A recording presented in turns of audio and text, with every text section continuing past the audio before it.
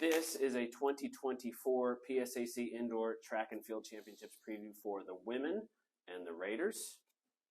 PSAC time officially. Coach Osanitsch. Time is here. Yes, it is. Thank you Sooner so much. than normal. Sooner than normal.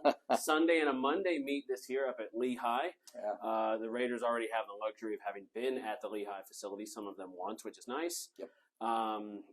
Let's go ahead and talk about just a tiny bit of that transition first. A new venue.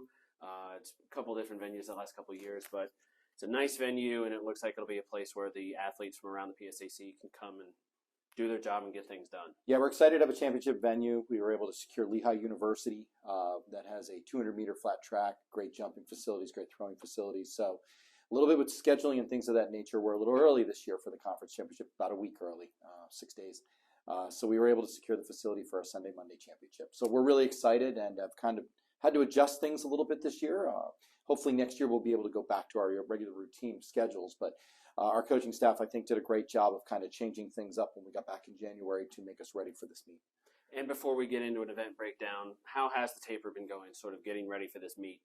It's good, but it's definitely been challenging with the weather and some other things. But, our coaching staff is one of the most veteran coaching staffs in the PSAC. So we've worked really well together to do our best to prepare our athletes and make them feel as ready as possible for Sunday coming up.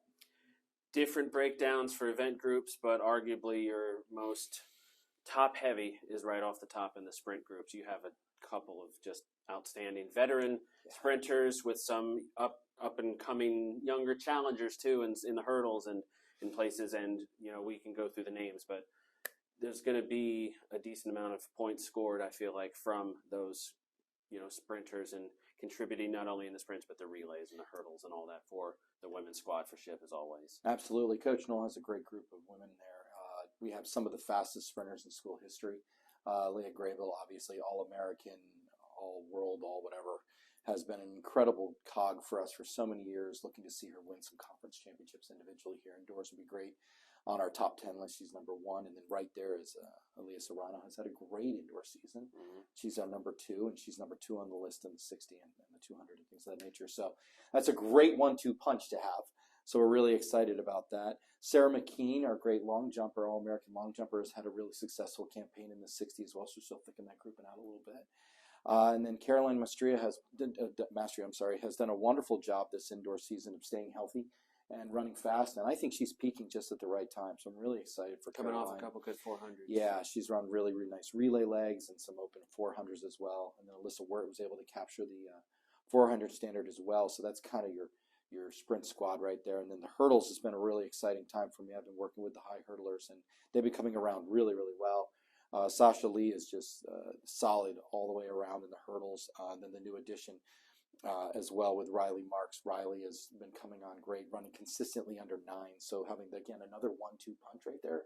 And then Maddie Malcolm, our transfer, just squeaked in there and got the conference qualifier. So we'll have 3 entries in the hurdles, which is really, really exciting. So things are coming together really well for that group. So I'm excited for the sprint hurdles. And it's also, briefly touch on this, it's just fascinating to see faster and faster consistently from the schools throughout the league, throughout the year. Like, breaking 9 in the hurdles a while ago was like a monumental achievement. Yeah. And now, like, Riley has done it and Sasha has done it, and they're in our top 10s for school history for that. But it's going to be a competitive event because of the fact that, now multiple people are breaking 9, and it's tough. It makes it a challenging event, but it's also neat to see the balance and the competition from around the league that, going for that spot. The transformation of the conference is very interesting. We have gone with a tougher conference standard. So there are some athletes that didn't quite get in this year that would have gotten in the past. So the conference meet is really, truly continuing to put the bar up of being a conference championship, because these performances are getting better and then the standards are getting tighter and tighter. So I'm a fan of it. I think it's great that we have really tight conference standards that, it's really a challenge to get in, or becoming a challenge to get in. And it makes our student athletes work harder to want to get there, to get to the show. So yeah, it's definitely, it's making the conference meet more competitive and more of a championship feel. Likewise, too, with the sprints and some of the other events that we'll talk about, too, in several of those events, there's not necessarily a clear-cut favorite, I would say, too, especially on the women's side. There's a lot of performances that are all, staggered about by a little bit here, a little bit there. Yeah. Some of them, of course, there will be favorites, but that also goes to a point that we've talked about in the past with the conference championships. If you're able to be in your health and your training and your position, and you can go up and perform on that day in the prelims or in your event, we're looking at it that way. Several other schools are looking at it that way. And that's kind of the beauty, again, of a conference meet, where whoever can come in and perform in that moment can take away a top medal. Yeah, I mean, you've hit it right on the head. It's really a who shows up that day kind of thing, for the most part, especially on the women's side in our conference. There's a lot of continuity and balance on the women's side. We've had multiple conference championships, indoor and outdoor, over the past few years from different schools. So definitely the two favorites right now, I think, in indoor track on the women's side is Slippery Rock and Shippensburg. Slippery Rock, I think, is the favorite by an edge. They're a little bit more well-balanced than we are going into the conference championship, but we should be able to at least challenge them. We're both over 100 points on paper.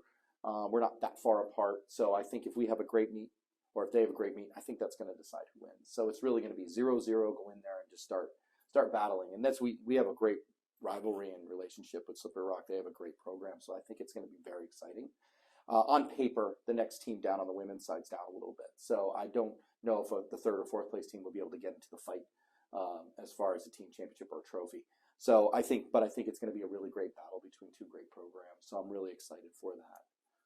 Taking a look maybe at mid-distance runners for Shippensburg, a couple of stalwarts, a couple of younger people who are getting their first opportunity.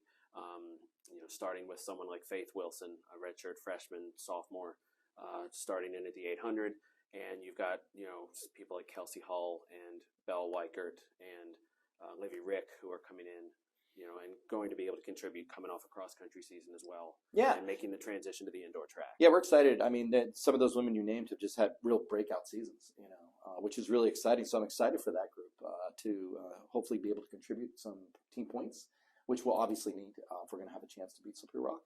They've worked really, really hard. So we'll see when they put it all together. But, some of the names you mentioned, like Kelsey Hull's just been absolutely, I wish I could clone Kelsey. I mean, she's just such a warrior and works so hard, and Livy battling through things and running well, and Victoria having a huge breakout season. I mean, my goodness, from cross country to now. Yeah, and Maddie only started in the fall and has continued into the winter. Yeah, and Belle's a grinder. She's just going to keep working in those races. So I'm excited for that women's group, and I know they desperately want to contribute and help us. So that's such an important part to have all the pieces of the puzzle to have a chance at a championship. So hopefully we'll be able to score some points out of the relay and some of the distance events. Transitioning into the field a little bit, and we'll start with the high jump. And you have multiple qualified, which is going to be fun for one thing, and several of them, including like Nora Vallon just the past weekend coming off of PR, several of them have hit significant milestones, and they continue seemingly to develop and get better as you're heading in the conference meet, if that's fair to say. Yeah, it's been great. I've had the addition of Sarah Hewitt to the coaching staff, which has really helped me be able to split some of the duties in the jumping area, and then Kyle Grove now helping me with the pole vault. It's letting me focus more on the high jump and the multis, while Sarah and Kyle takes the pole vault under his wing, and Sarah taking the long triple jump. It's just really worked out better for us to give better coaching across the board and work as a cohesive unit. So, I'm really excited about the high jump group. They've worked really, really hard, and they seem to be hitting their stride and getting into the right area of what we need as far as competition. Carissa Bender's doing a great job of the pole vault. I think she's going to peak at the right time here as well. And then the long jump, triple jump, Sasha Lee and Sarah are fantastic. They really carried us to a conference championship indoors last year. And I'll look to see if they can battle for us at the same.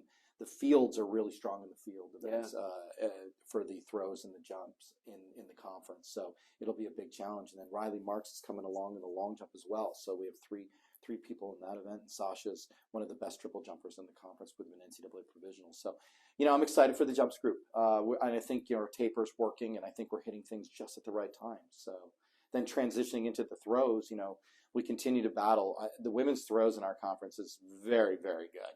I mean, it used to be the day when if you had somebody throwing 40 feet, they were probably going to win the conference championship or top three.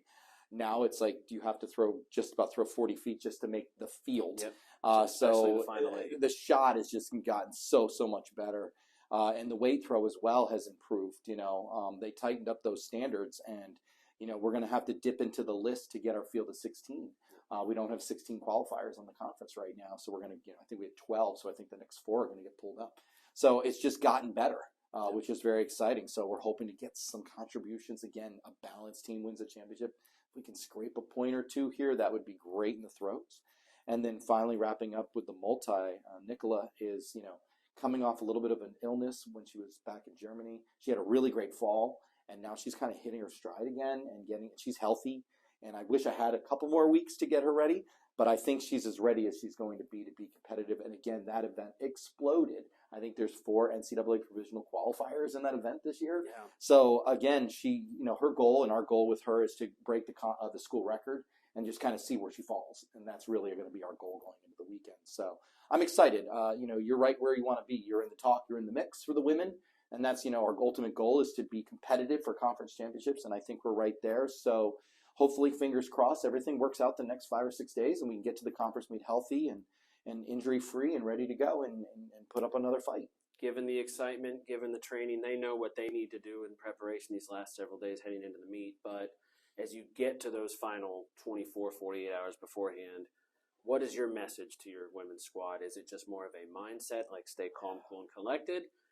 What are the final pieces of the tips that you're giving them so that they're hopefully in the position to be ready to perform? I always tell them kind of the same thing is believe in the training, believe in what you've done over the past few months to get ready for this moment.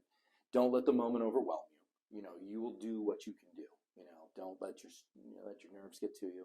And also just remember that, we are Shippensburg University track and field, and you need to be prepared to fight. And if you win, great. And if you lose, that's okay too, because you put your best effort as a team forward, and that's what we're all about. And sometimes we win, and sometimes we lose. But if we can, at the end of the day, look back and be like, that's our best effort that day, and that team was just better than us, we accept that. And if we win a championship, we earned it. It'll be Sunday and Monday at Lehigh University for the PSAC Indoor Track and Field Championships in 2024. Thanks, Coach O. What a pleasure. Yep.